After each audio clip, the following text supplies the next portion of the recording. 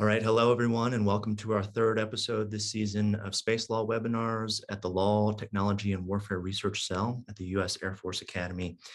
I'm Major Matt Ormsbee, and I'm pleased to bring you another webinar on space law and policy today. For our third webinar of the season, we're very excited today to welcome Sarah Thiele. Sarah is a PhD student in Princeton University's Department of Astrophysical Sciences, where she studies various high-energy astrophysical phenomena like cosmic ray diffusion and galaxy simulations.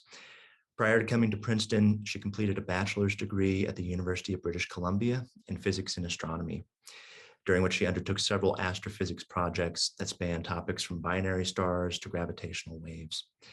For the past few years, she's been working as a junior fellow of the Outer Space Institute, or OSI, an interdisciplinary network consisting of expert scientists, both physical and social, engineers, lawyers, and policymakers tackling current challenges in the world of space use and exploration. Through her work with OSI, she advocates for space sustainability, security, and minimizing harmful impacts to the space environment. She has studied and modeled the orbital debris created by destructive anti-satellite testing and advocates for a multilateral moratorium on such activities. This is especially pertinent in the so-called new space era, in which space is becoming increasingly commercialized and constellations of satellites in low Earth orbit may pose new collisional risks with orbital debris.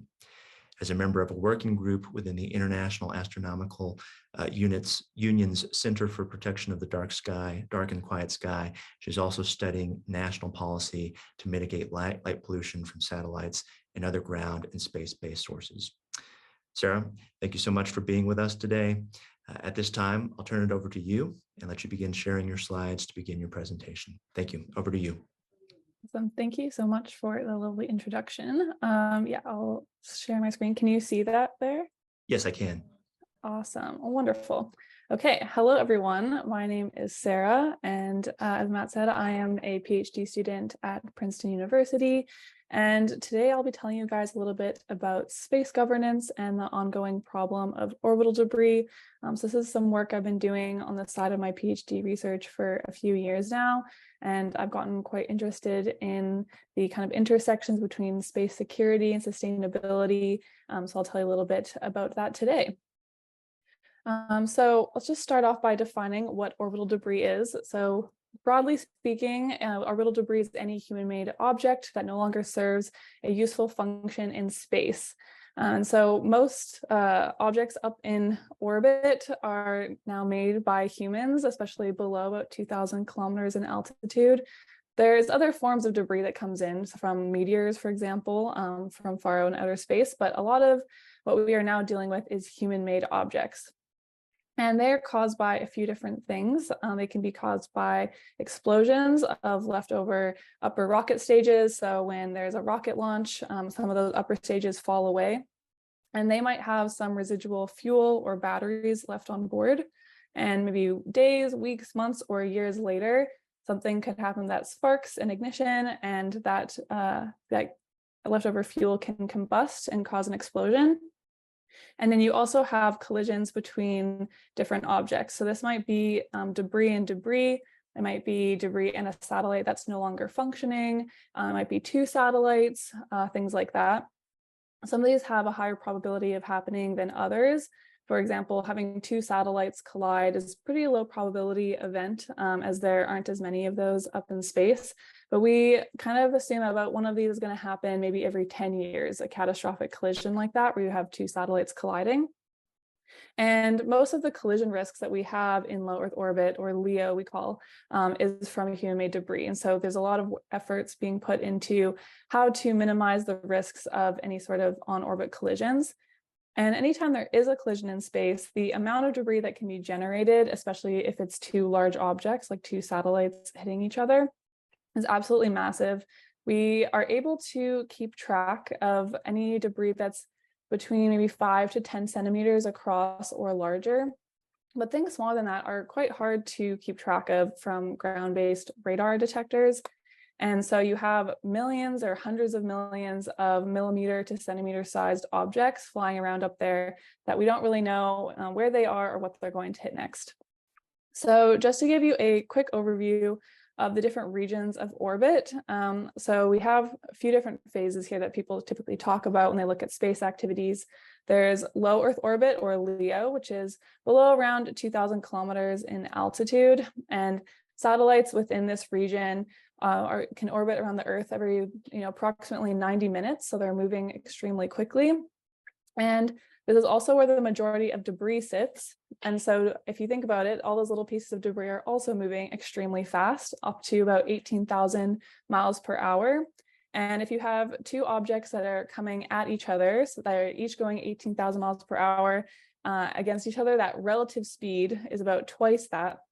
And so you have an absolutely enormous amount of energy that is generated when two things collide. And this is also where the majority of current mega constellations or satellite constellations lie. And this is a network of many small satellites. And this is becoming much more common in this kind of new space era where space is becoming quite commercialized. And so I'll talk a little bit about that more later. Next, we have medium Earth orbit. This is up to 20,000 kilometers in altitude. And this is really good for global positioning systems like GPS, things like that. And then we also have geostationary orbit, and that's when a satellite basically maintains the same position with respect to the surface of the Earth all the time. So it orbits in one day, it's kind of locked in with Earth's orbit. This is really good for broadcasting because there's a lot of really wide coverage because it's super far away from the Earth. So it can cover a large part of the Earth's surface. And then beyond this orbit out to the moon is all called cislunar orbit. And that has also become an interesting topic of policy needs recently because it is an area that is subject to militarization, which I'm happy to talk more about during the question period. And so this is a screen grab from an app called Astriograph, which you guys can go check out online. It's very cool. And these are populations of actual orbits as of this past March. On the top right corner, you can see the legend.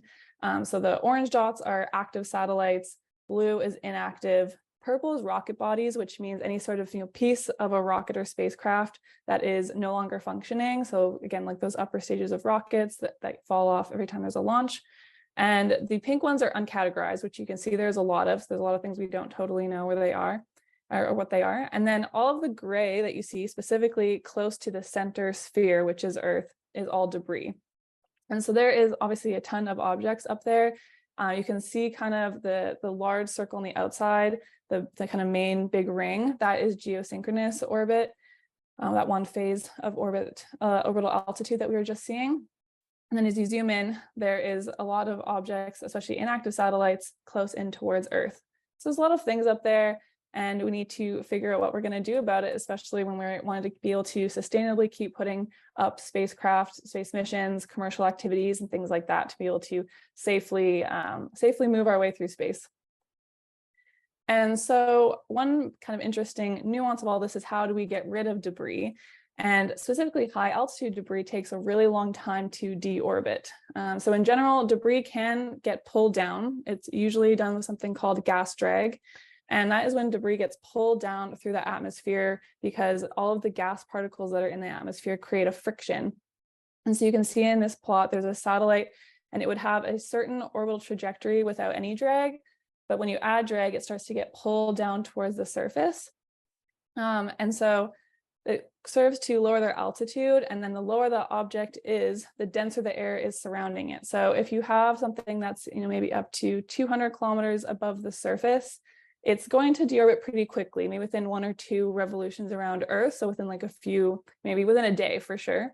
But as you get up to hundreds of kilometers, you start to get into a regime where debris in orbit is going to take maybe months to come down. And once you get up to maybe 1,000 kilometers above Earth's surface, it's going to be up there for centuries. And things that are in geostationary orbit, so at that 35,000 kilometer mark, they're basically going to be there forever, pretty much. And there's about 33,000 debris pieces that are currently in that regime of orbit, and they're just going to be there forever until we're able to come up with some sort of mitigation measure. And then the other kind of interesting part about what makes gas drag efficient, there's 2 things that it depends on. So one is the mass to area ratio of the object. And so that literally means the ratio of what the object's mass is to its surface area. So how fast a piece of debris is going to come down really depends on the shape of the object and what its density is. And so here's an example, say a sphere of aluminum versus a slab of aluminum. If they weigh the same, the sphere is going to have a mass to area ratio that's about twice as much than the slab. And so this plot here on the left shows on the x-axis the altitude that that object is sitting at in orbit, and then the y-axis shows its lifetime in years, and so that goes all the way up to about 400 years. And these lines, the different colors, show increasing mass to area ratios from right to left. And so once you get up to maybe 200 kilograms per meter squared, which is around this large aluminum sphere, you very quickly get into hundreds and hundreds of years of a lifetime in orbit before it's going to come down. And you also have a dependence on the solar cycle. And so this is a video of basically particles, energetic particles being ejected from the sun in what's called a solar flare event. And the sun has activity that oscillates on an 11-year cycle from periods of high activity to low activity. And in periods of higher activity, it actually serves to heat the Earth's upper atmosphere and essentially thicken it and increase the density. And so this is actually quite useful when it comes to debris because it can help to increase the amount of atmospheric drag and pull objects down quite a bit quicker. And so in periods of high solar activity, you'll find that debris will not last as long in orbit. But you also find that this can be an issue for satellite operations because if there is some sort of a solar storm or a geomagnetic storm, that can cause a really large influx all of a sudden of these types of charged particles. And they can actually serve to hit all the satellites and cause a surge of electric current and take out some of the circuit boards, or also knock them down out of orbit. And so a few years ago, actually, there was about 40 or so Starlink satellites. This is SpaceX's satellite constellation, Starlink. And there was a solar flare, and it actually knocked about 40 of the 49 Starlink satellites that had been launched at that time, and knocked them out of orbit, and they all deorbited and burned up in the atmosphere. And so this is something that satellite operators have to take into account how they're going to protect their satellites, one with electric surge protectors, as well as to mitigate any fluctuations in their orbits that might be caused by increases in solar activity. And so there, in general, are a few different events that create orbital debris. As I mentioned, there's the upper rocket stages that can explode. There's on-orbit collisions. There's also something called an anomalous event, which is any sort of unplanned separation or breakup of an object. And that is usually when most of the satellite actually remains intact. So this might be like an antenna falls off, or a shield gets knocked off, something like that. And so those can also create small pieces of debris. But in general, the debris field in low Earth orbit specifically is really contributed to by acute events. So a singular debris dumping event that injects a lot of fragments into the outer space atmosphere. And so, for example, the little arrow here that's pointing to this kind of big jump in the pink line, which is fragmentation debris. And this is a graph of just total objects, number of objects in Earth orbit by object type. So as you can see, we're at about 26,000 pieces by the end of 2022 that are in orbit, and that includes everything from spacecraft that are active to debris fragments, rocket bodies, all those things. And so you see that there's these really discretized jumps here. And this one here, that's around 2009, that was a completely accidental collision between a Russian satellite and an American satellite that were both out of commission. And they hit each other, and that created about a few thousand pieces of orbital debris. And that's one of those catastrophic accidental collisions that we think will probably happen about once per decade. And then the other two big leaps you might see right here and at the end of 2021 are two ASAT tests. And an ASAT, or an anti-satellite test, is something we're going to talk a little bit about, because these are counter-space measures that are performed by countries with which a missile interceptor is used to destroy a country's own satellite, and that's used to test anti-satellite capabilities. But in doing this, it creates a very large amount of orbital debris. And so there's a lot of talk around how to mitigate these activities and what kind of policy and regulatory framework should be in place. So we're going to talk about that later as we go on. And so the Chinese ASAT test that happened in 2007 is the single largest debris generating event in history. It created about 3,000 to 3,500 pieces of debris. And it was done at an extremely high altitude as well, almost, I think, 900 kilometers above altitude. So a lot of that debris will be there for centuries and centuries. And then the Russian ASAT test that happened at the end of 2021 also happened at a relatively high altitude, about 480 kilometers, which is also quite close to the International Space Station and the Chinese space station and endangered astronauts that were in the space station at the time. They had to go into emergency mode and go into their emergency capsule in case they had to make a quick deorbit down to Earth and try and protect themselves from passing through that debris field. And so these events generate a lot of debris and definitely have to be mitigated in some form. So to kind of give a brief overview of anti-satellite tests. So an anti-satellite weapon is any space weapon that can disable or destroy a satellite in orbit.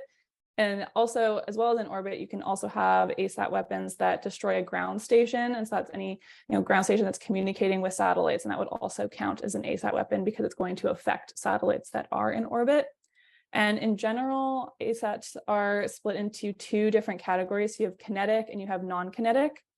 And by kinetic, I just mean that two things are going to be impacted physically. So you're going to have something slamming into something else, or versus a non-kinetic one, you might have something that explodes nearby and then hits the satellite, or different electronic or like cyber measures. So specifically, in the non-kinetic regime, you have what's called directed energy ASAT weapons. And that's when you have some sort of high energy electromagnetic pulse. So you might have some sort of a nuclear detonation that happens right beside the satellite that then destroys the satellite. And nuclear warfare or nuclear weapons being placed in space is banned under the Partial Test Ban Treaty, but this is something that would count as an ASAT. You can have high-powered lasers or microwaves that are also shot at a satellite that can do what's called dazzling it or blinding it and affect the optical sensors within a satellite. You also have jamming, spoofing, and cyber attacks, and those are all different ways of kind of messing with the data stream within the satellite. So cyber attacks is when there is any sort of data security breaches, but you also have jamming and spoofing is when either a fake signal is basically injected into the satellite antenna, so you have some sort of fake data readout, or you jam the signal by creating a whole bunch of noise in the antenna. And you are then unable to distinguish between noise and signal if you're the satellite operator. And then on the kinetic side, we have these three different types of ASATs. There's direct descent, which is what we'll be talking about mostly.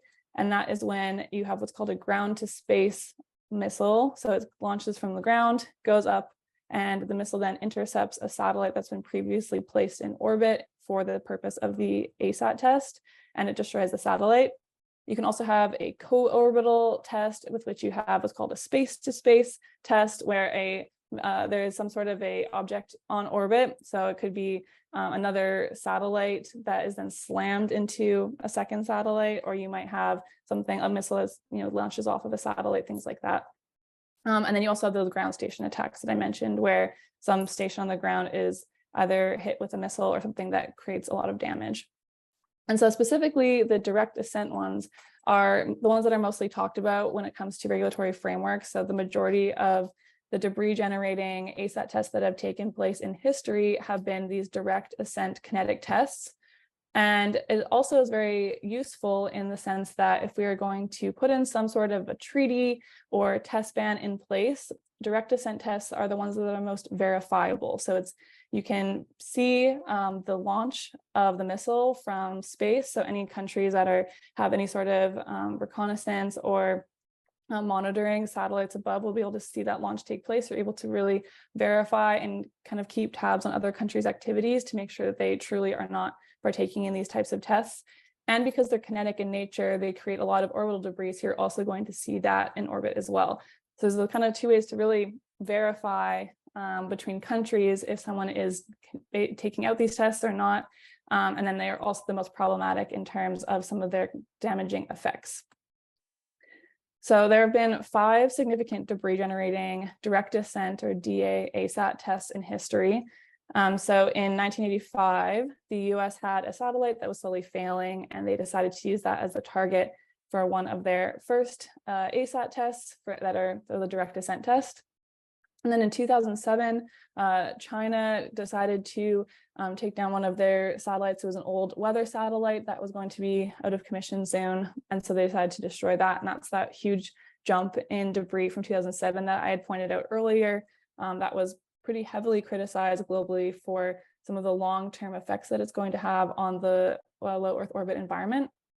And then in 2008, the US took down a out of control satellite in space in order to prevent a large quantity of hydrazine coming back into orbit, making some sort of a uncontrolled deorbit. And then in 2019 was the Indian ASAT test. And this test is really interesting. I'll show you a little simulation of it in a little while. But one thing that's interesting about it is that all of these measures that they undertook in order to minimize the amount of long-term debris.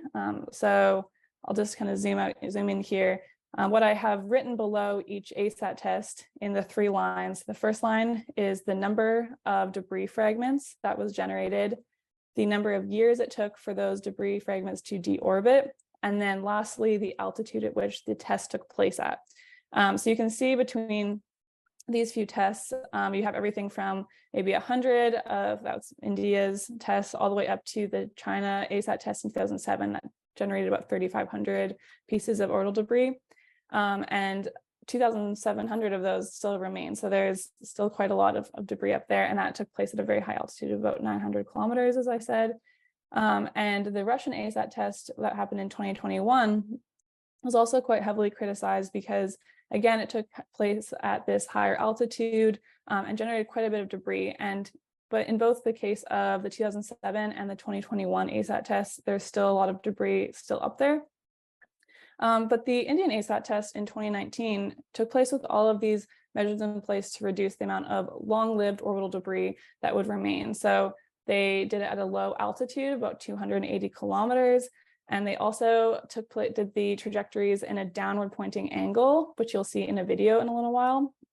But despite all of that, it took over 3 years for all these debris fragments to deorbit. And it's also important to keep in mind that these are just the amount of fragments that you can actually track. So things that are between 5 and 10 centimeters across and larger. So all those millimeter and centimeter sized fragments are also up there, may have deorbited by now, but we can't say. So here's the video I was mentioning. So this is a little simulation that people have done of the India ASAT test in 2019. And so you can see the green line coming in is the satellite, and the red line coming up is the ASAT missile. And so during an ASAT test, the missile that is launched follows a ballistic trajectory, which you can see there, kind of like if you threw a baseball. And now you see the 2 objects intercept. And there is a debris shower to the left there that definitely gets pointed down, which is a good thing. It gets will deorbit pretty quickly. But you also see this large debris cloud on the right that is remaining in orbit, and that's from the satellite's initial velocity that carries into all those debris fragments. And so those are going to remain in orbit now for a few years.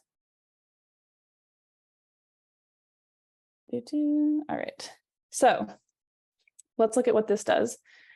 So when you impart a bunch of energy into a satellite by hitting it with a missile, what you're essentially doing is adding a small amount of speed to each debris fragment. So you're kind of giving a little boost of energy.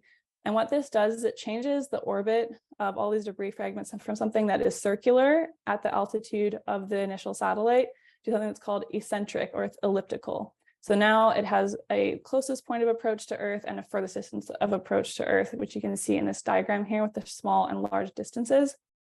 And this plot here is from the Outer Space Institute put out an international open letter calling for a test ban treaty on kinetic ASAT tests, which I will talk about a little bit at the end.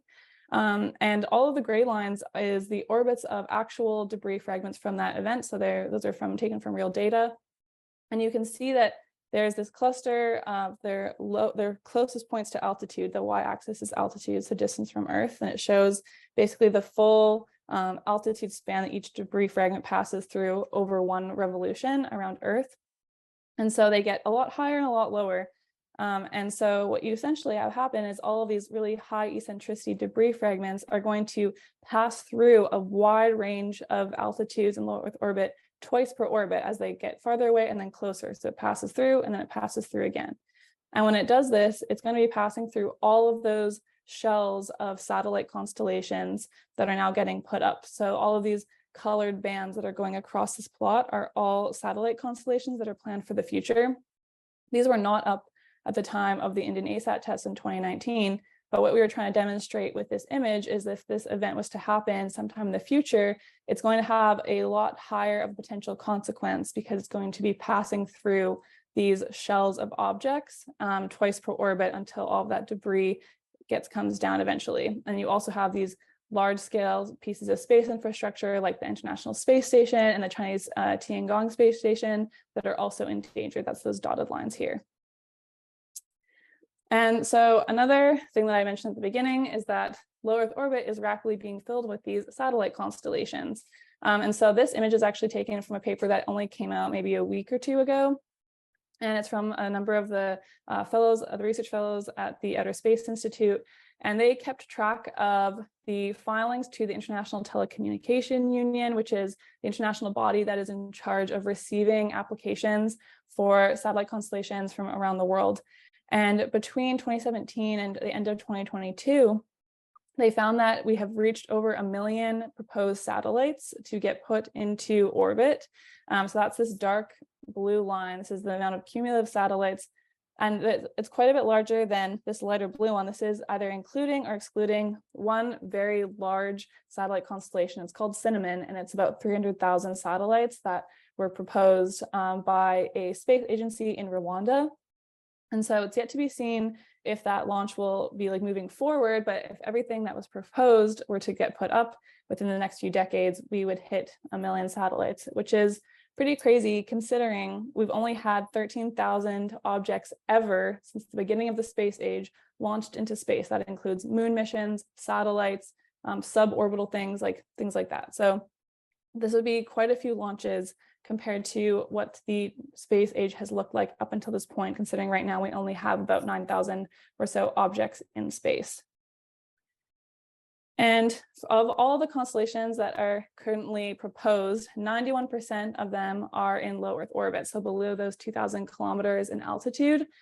And a lot of this is because those small satellite constellations in LEO specifically, they're a lot cheaper to produce and faster to deploy. So to do a lot of launches to a lower Earth orbit of these small satellites is a lot cheaper than putting up just a few really large, expensive satellites into a high orbit like GEO.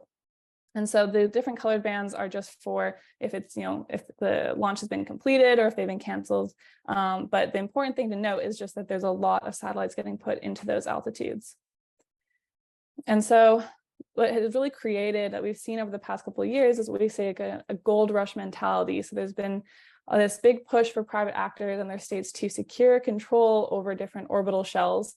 And so especially companies like Starlink that have proposed thousands of satellites and are a little bit ahead of other private actors in the launches, like they've put up, a few thousand, many thousand of their satellites already. They're able to secure kind of control over orbital shells by claiming a shell to put a constellation in and essentially filling it and saturating it with small satellites.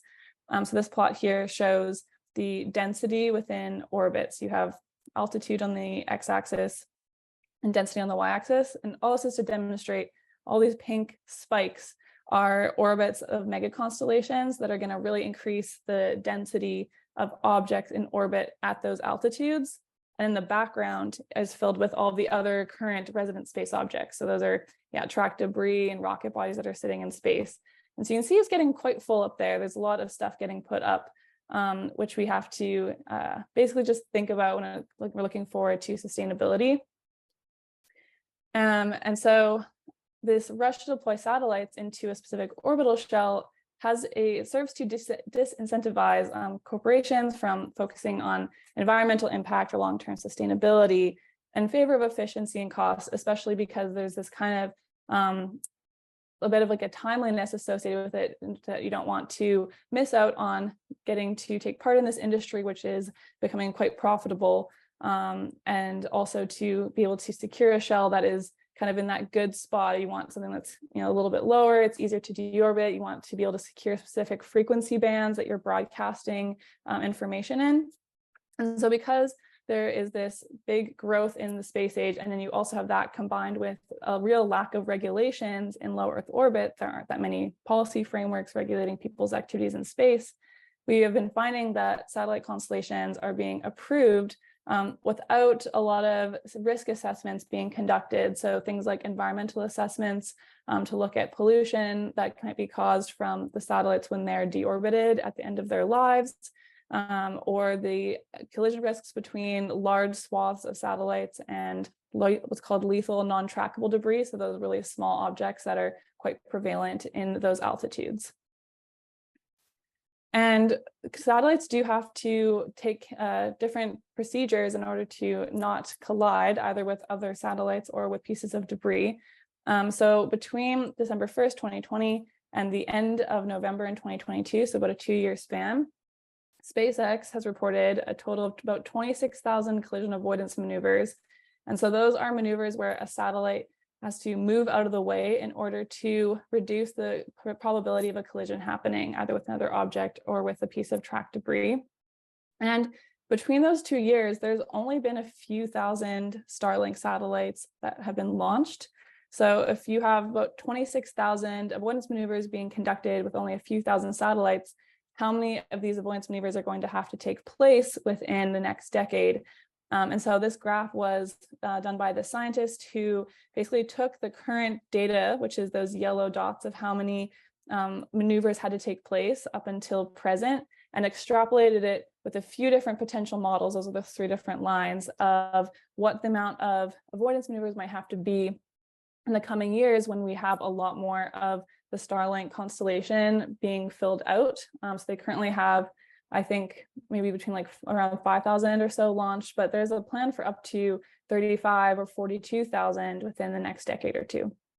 And so when you have millions of these little micro movements having to be done by all these satellites, it's not only quite costly for satellite operators, but you also get into a saturation of the different interoperator communications that have to happen, where people have to contact one another in order to get them to move a satellite out of the way or decide who's going to move out of the way. And it can become quite a congested process that might be more prone to error in the future. And in that case, you'd have a higher chance of a collision happening. And so if we don't limit the creation of debris, we might create what's called a collisional cascade, and that's referred to as Kessler syndrome, which was coined by a scientist, a few decades ago. And that basically is an idea where there's this domino effect where debris is created and it hits other things and that creates more debris. And there's this cascading that would basically render low Earth orbit unusable for centuries. So I'm just going to take a little side detour here and explore the connection between the 2 things we just talked about. So satellite constellations and then kinetic ASAT testing. And I mentioned that one of the concerns for the future is if a kinetic ASAT test were to be conducted sometime, maybe in the next few decades, when there's now this new whole phase of low Earth orbit with tons of satellites put in it, you might have a whole new level of collision risks. And so one project that I did about maybe a year or so ago is to model a kinetic ASAT test and look at the collision risks that would result from this new low Earth orbit environment. And so I'll just give a very brief overview of kind of the physics behind it, or the process of our modeling. And so basically what we did is we did what's called event parameterization. So we decided 2 events that we wanted to try and replicate was the India ASAT test in 2019 and the Russian ASAT test in 2021. So we picked one for a given simulation, and that had a set of parameters associated with it, like how fast the missile was was going, the altitude that the satellite was placed at, things like that. And then we had 3 different satellite fields that we could pick from. So there was what the satellite field was in low Earth orbit at the time of the event, so actual spacecraft data that we could pull from online catalogs of what was up there at the time. And then the second satellite field we had was of the first generation of Starlink satellites. So they have about 12,000 in their first generation that's planned for the next few years. And then the last one is a full, what's called 65,000 satellite field. So that's with a bunch of planned satellite constellations for the next few years. So there's Starlink, there's OneWeb, there's Amazon's Kuiper, and there's China's GW StarNet constellation. And then we had a couple different debris models that we were working with. So one is the standardized breakup model that is done by NASA, which basically just tells you what the resulting debris cloud is going to be. What's the distribution of sizes of the fragments? How fast will they be going? What is their dimensions, that area to mass ratio that I was mentioning earlier? And then we did this simplified distribution. You don't have to worry about what that means, but it basically just was a very simplistic model of what that delta V, that little change in velocity that would get imparted into each fragment after the collision, what would that distribution be like? And that's this little plot I have is on the left. It's just what is the change in velocity that gets added to each fragment. We had two different models for that. And then I'm going to skip the slide.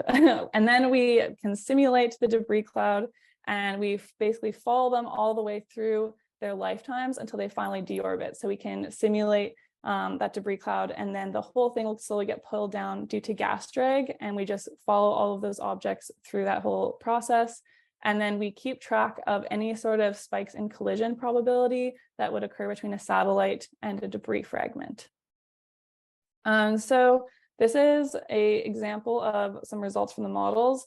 So normally when there is some sort of a catastrophic event in space, so we get a collision, you get what's called a Gabbard diagram or a Gabbard plot. That's what these three plots here are.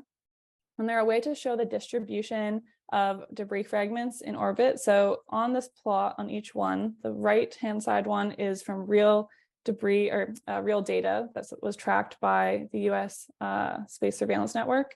And then the two left ones are these two models that we had. So the simplified one and then the NASA standard breakup model.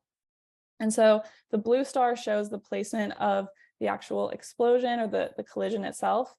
And then each blue dot and red dot actually corresponds to the same fragment if you go up straight from the x-axis. So you have the orbital period on the x-axis, that's how fast an object is moving around the Earth, how long it takes to make one revolution. On the y-axis, we have its altitude. And so the red dot corresponds to how close a debris fragment gets to Earth. So it's perigee, it's called. And that's this red distance here that I have in this diagram in the upper right corner. And then all of the blue dots correspond to the furthest point away that an object is going to reach in its orbit. And so you can see that effect that I showed in that plot earlier that had all of those gray swirls from the Outer Space Institute letter. And so you have the objects that have a closest point of approach that stays constant. It's all the same as the original collision event was. That's all these red dots being kind of strewn across. And then if you go straight up from each red dot, it shows you what the corresponding furthest point away is of that same debris fragment. And you can see that because you've had all this energy added into all of the debris, they now are being flung up to these super high altitudes. And so even though the event took place at a low altitude, you're still going to have debris fragments that are reaching all the way up to the highest points of low Earth orbit. And so this plot was reassuring because we could see that, our models were relatively consistent with the actual data. And another thing to remember is that this is only stuff that's larger than 10 centimeters or so only the things that are trackable. And then you also have a lot of debris fragments that probably deorbited right away before all of the tracking could be done for the Indian ASAT test. So this data set that you have on the right here is a little bit biased because it's also not showing everything that may have been there initially when the first collision first took place. And so this is what's called a deorbit timescale plot. So this just shows on the y-axis the fraction of the debris cloud that has deorbited. On the x-axis is time. So this just shows how long did it take the debris to actually come down. And so on the left-hand side is from the, I just realized I switched these labels. This should be the India ASAT test, but this shows for the India ASAT test what the deorbit timescales are. So it took about 3 years or so, as you can see from this red line, for all of the debris to come down. And all of the other colored lines besides the red one in the background are different versions of our models. As you can see, it pretty well replicates for specific instances of our simulations. That replicates things quite well. And you have stuff taking a few years to come down, as I mentioned before. And on the right-hand side, this is for the Russian ASAT test. And so this red line here, I just pulled from the online tracking catalog that I mentioned just about a week ago, actually, just to get an updated image for this, because there's still quite a few objects that are still in orbit. So we only have maybe 95% of things have come down. So that last 5% is going to take quite a while because they're at quite high altitudes. And so the probabilities of collision that we see are quite significant. So this is an example of the probability of one debris fragment with at least one satellite colliding. So if there's an ASAT test, what is the likelihood that at least one collision will happen? So maybe more, but at least one. And this is for different size fragments within a full satellite constellation environment. And so LC is just the characteristic length is called. You can just think of that as the size of the fragment. And so objects that are less than a centimeter in size, there's an 88% chance, for example, from these simulations, that something is going to get impacted. And even stuff that's larger than 10 centimeters, you still have a couple percent chance of this occurring for a single event. And once you get into the regime of about greater than a centimeter, which is still, almost 30% chance, you're getting into the territory of quite a lot of damage being done if one of those debris fragments were to hit a satellite. So it's definitely a non-negligible collision likelihood. Of course, it's very important to remember that these are, just models that we have done. There's a wide range of outcomes that could be expected. There's different caveats to the modeling that we did. But this is just an example of one of the outcomes you might expect. And so it's just good to keep in mind when we're looking forward to different policy frameworks. And so this is kind of the thesis statement of my presentation, is that because we have this changing low Earth orbit, it really requires a new approach to space governance, because we have these three kind of things all coming together at the same time. So one is an increased reliance on low Earth orbit satellites. So we have mostly commercial, as well as military reliance on LEO. A lot of military activity previously has been done in geostationary orbits. You have reconnaissance, navigation, intelligence satellites. We also have this move to LEO that's being currently done by the Space Development Agency. They're putting together what's called a proliferated warfighter space architecture. And that's this, basically they're putting a whole bunch of satellites in LEO, which gives them really rapid launch capabilities to quickly put up different satellites in LEO. So you have that combined with what's this orbital gold rush that I mentioned. And then there's also this concern that can get created over country space activities. So when you have a lot of debris flying around, you have a lot more risks for escalation, where you might have a country that their out of commission satellite slams into another country's satellite. It's hard to know if this was intentional or accidental. And if it's a small debris fragment that hits another country's satellite, are you able to attribute that debris fragment to its given country? And so you have this kind of tension that's created where the intentions of different countries could be misattributed or misstrewn, and it could lead to some sort of escalation. So it also has these nuances of security within the space as well. And we also want to avoid any sort of arms race or security concerns in space. So when it comes to how we can mitigate for all these things, I'll spend my last 5 minutes giving kind of a brief overview of some of the guidelines in space. So we have these orbital debris mitigation guidelines, and that is something that are put out globally. And NASA has a set of guidelines, the US government does.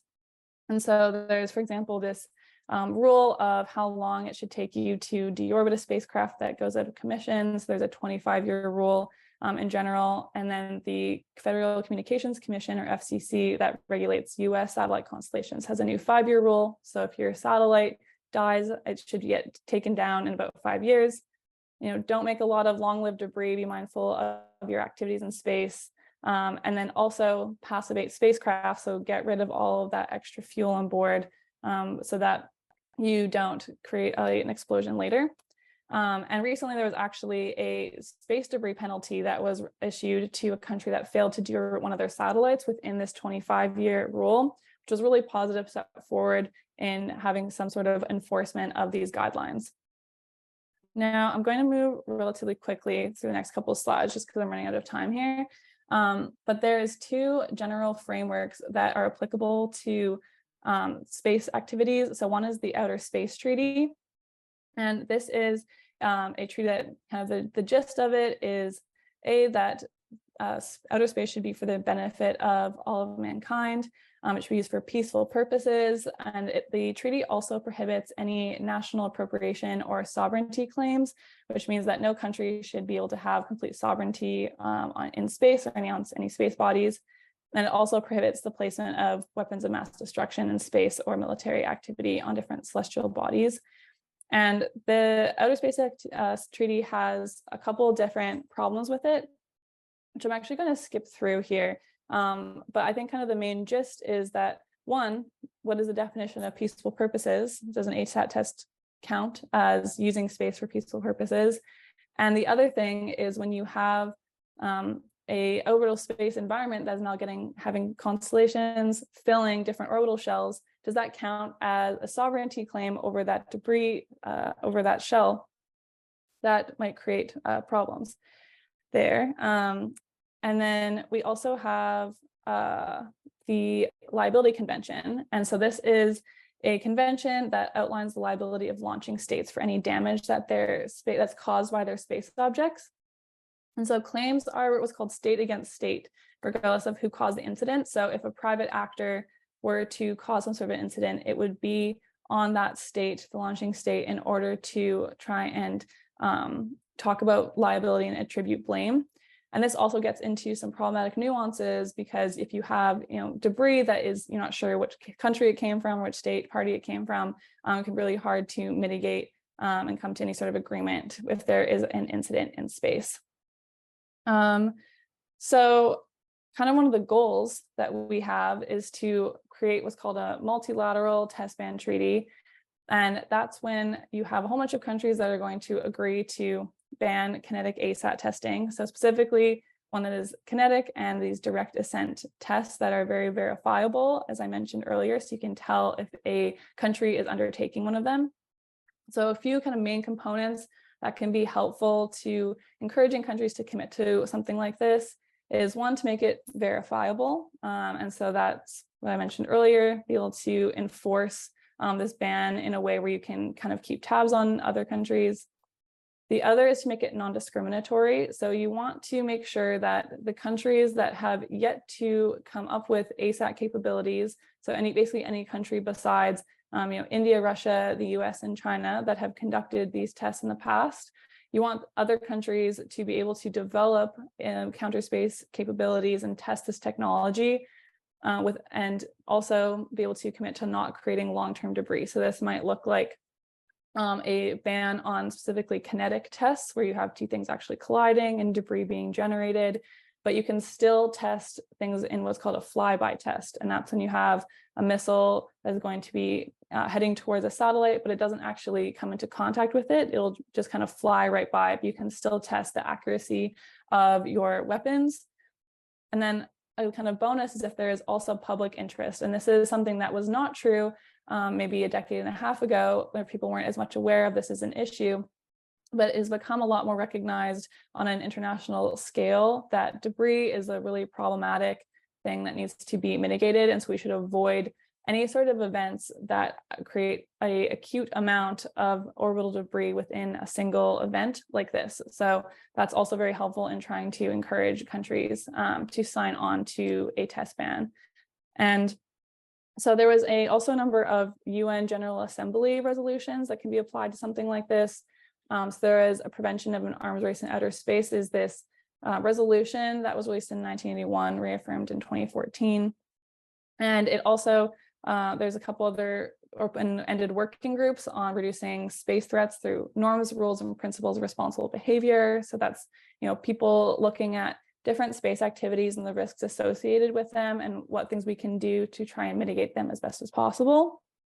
And then the one I really want to focus on is this 2022 resolution that was on destructive direct descent ASAT missile testing.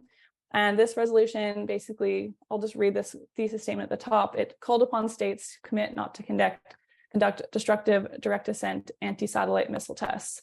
And that's just to try and prevent any damage to the outer space environment moving forward. And so this resolution was released in December of 2022, and it was following a number of unilateral declarations that were done by multiple countries of unilateral moratoriums on these destructive direct descent ASAT tests. So the first one was in April 2022. That was by the US. So they basically put forward this declaration that they would no longer conduct any kinetic ASAT tests that generated long-term debris. So that was very exciting. And we saw that was followed by Canada in that May of 2022, and then South Korea in October. And then this was released in December. And as of April of this year, there's been 35 countries that have declared moratoriums like this. And so while we're not quite at a multilateral ban yet, this is kind of one step in a positive direction in order to try and work towards some sort of a multilateral agreement. And so what I'm going to leave up as my final slide here, I showed you guys this plot earlier. This is of this image from the Outer Space Institute's open letter that they had calling for a multilateral ASAT ban. And so I'll just leave up here. If you want, you can read the letter, which is that QR code on the left. And on the right, you can also sign up to be a signatory of the letter if you would like to. But thank you so much for listening, and I will pass it back off to Matt. Okay. Thank you so much, Sarah, for your research presentation, all your thoughts on this important topic. You raised a number of interesting points about space governance and this ongoing problem of orbital debris. So thank you for giving us some of your research on that. We especially appreciate the graphics, the charts that you included. I know that graphic with the India ASAT really, I think, brings it to life in a new way that I hadn't seen before. So that was amazing to see. And thank you for explaining everything in layperson's terms as well. We all know that just based on your intro that you could really talk above our heads in many ways if you wanted to. So appreciate you bringing it down for us in the legal field mostly. So at this point, I know we have a number of questions from participants. So I'll go through those. I know those were posted, so let me just bring those up and we can post some of those to you in the order in which they were received. And to the extent that it's within your field and you're happy to answer them, I'll post them to you at this point. First one we received was, how can we promote a legal and technical framework that would use materials that are already in orbit? So for example, space debris recycling, something along those lines. Yeah, that's a good question. So I think a lot of the stuff that's in space already, I don't know necessarily about recycling, like taking it from orbit and using it in orbit at the same time. But so there's a couple of things. So one is active debris removal missions are starting to be put in place. And so I think that there could be some sort of technical legal framework that is implemented that requires some sort of debris removal kind of framework. So that is basically either requiring actors to bring down their satellites and deorbit them within some amount of time, or to have some sort of mission plan for bringing a piece of debris down. You also have countries like SpaceX that they have rockets that are reusable. They have these launches and then they can bring the rockets down and use them again. And I think it'd be really great if other space actors had similar things, but also SpaceX is used as a launching state for other private actors. You can purchase kind of a launch with them. But yeah, so I think it would be interesting to implement active debris removal frameworks. I don't necessarily about recycling, but using the materials that are already in space is difficult because a lot of it, again, is untrackable. But bringing them down, I think, is the biggest issue. Thank you. Another person had asked, long-term sustainability requires global space traffic management and cooperation. How could we maybe reconcile national security imperatives with the conflicting imperative of transparency that's needed for space safety and sustainability? And they say, for example, can we continue to hide certain cataloged objects from the public catalog, do you think? Yeah, no, it's a good question. I do think that transparency is a really big thing. And when it comes to national security measures, yeah, there's a couple of things regarding that, because so on the one is that trying to be transparent about what is actually up there in catalog objects, I think would be important. I know that national security often needs to take precedence over sustainability efforts. It has to be this balance. I think one thing is trying to monitor activities moving forward that might create more debris is like a big one. Trying to have transparency over people's activities and things that are planned. So, countries are technically required to let other countries know of any planned activities that they have. And so that's one big thing. And I think a lot of interoperator communication is also quite important when it comes to space traffic management. And that's separate from necessarily like certain cataloged objects, but more on trying to ensure that space traffic is managed as best as possible to try and limit the creation of more objects. And so this is something that's really important with constellations being put up now, where especially with those like collision avoidance maneuvers, for example, to have really efficient processes for interoperator communication to ensure that no collisions take place, I think is the biggest thing that can balance like against national security measures. Because I think it's in every country's best interest to be transparent about like what their objects are doing and try to ensure that everybody's able to move successfully through space.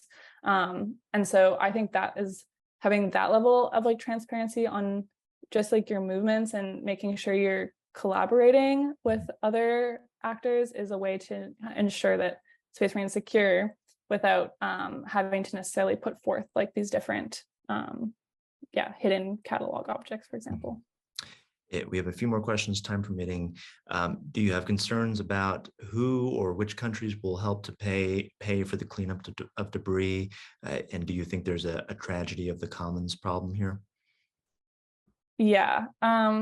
Yes, there is that problem for sure. Like I think it is a bit of a tragedy of the commons, especially like I kind of think of outer space as like another climate change issue almost, where it's like we're getting ahead of it if we can. Like it's like we're just at the beginning of it being proliferated and this like new space industry.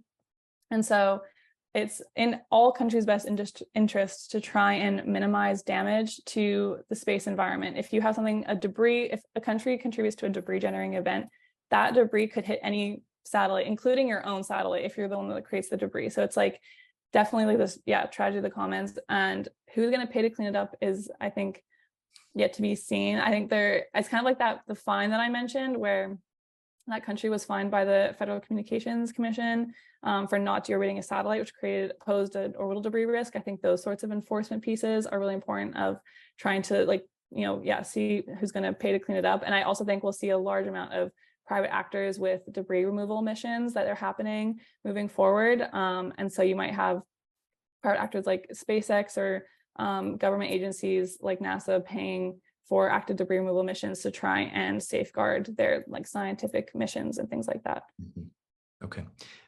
With the time, maybe just two more questions, time permitting. One person asked, how do you think a country justifies an ASAT ban amid geopolitical tensions, even if it were to support measures for space sustainability? So case in point, perhaps maybe India or China. I don't know if you have any thoughts on that.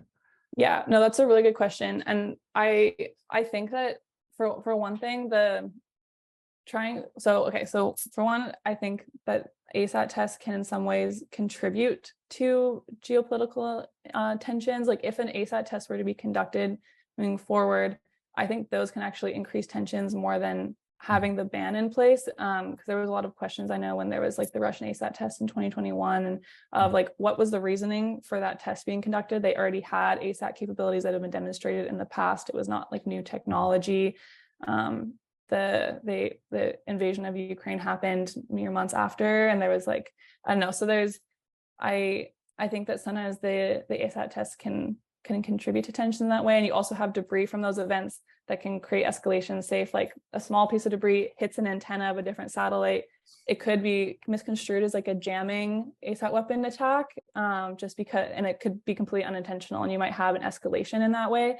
And so I think that a ban of those activities is actually helpful to try and prevent some sort of an arms race situation or any kind of escalation. And especially by having a kinetic ASAT ban, where countries are still able to test their ASAT technology as long as it's not something that's going to create anything destructive, I think kind of is able to maintain the sense of that countries can still, stockpile ASAT weapons if they want. Like, it has nothing around the different kind of spacecraft they're able to hold onto within their country, and like the kind of capabilities that they can have, they just can't actually conduct it. And I think that's kind of also one of the nuances that's helpful with one of these bans as well. Got it. Okay, last question we'll try to squeeze in is, someone asked, could you comment on a little bit on the recent Aeolus tests? Okay, I saw this question. I'm not gonna lie, I have no idea what that is. Maybe I'm just not maybe I'm not in the know on recent things, but I don't know. Not a problem. Yeah. In fact, Yeah. I know that we have so many questions and so much engagement. This would be a good time to mention, maybe it'd be a good time to have you come back for another webinar in the future or something along those lines, because clearly there's a lot of engagement and interest in your topic and your presentation in general. So what I'll say right now is thank you, everyone. Thank you, Sarah, in particular, for your time today. Thank you, everyone. I want to sincerely thank you, Sarah, for your time and your research. And thank all of you, all of our viewers, for your attendance. We'll have a lot more exciting speakers lined up for the academic year, so stay tuned for our Space Law webinars. But I wish everyone a great day. Thank you so much for your participation.